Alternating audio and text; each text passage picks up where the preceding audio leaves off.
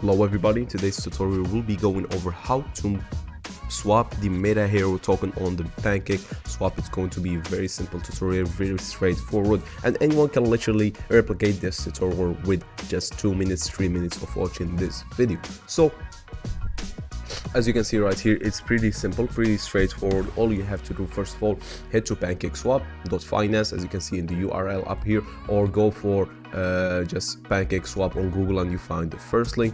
After that, make sure you have a supported wallet. What I mean by a supported wallet, let me disconnect my wallet, is a wallet that's supported by Pancakeswap. So any of those wallets will work pretty well. I really suggest MetaMask or Binance wallet or Trust wallet or Coinbase wallet based on the exchange you are using. So if you are using exchange, just use one of those wallets. So I'm gonna just choose MetaMask, which is what I'm using for this tutorial. It's going to be the same for any other wallet. It does not matter whatsoever. So after doing that, all you're going to do is head and trade section, click on swap.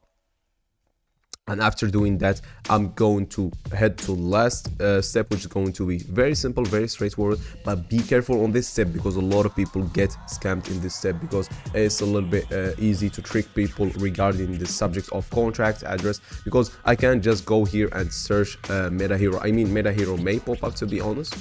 But yeah, as you can see, it did pop up with the hero token. As you can see, it's via CoinMarketCap. But the safest way to do it is actually, because some people may create a fake version of this token and may be able to list it right here. So all you're gonna do is pretty simple. Head to coinmarketcap.com, make sure it's the URL, make sure it's pretty safe, and then copy the contract address. As you can see right here, here's the contract address. I'm gonna copy it, and then I'm gonna head back to Pancakeswap, paste that bad boy right there, and as you can see, hero, it's the same token as I said.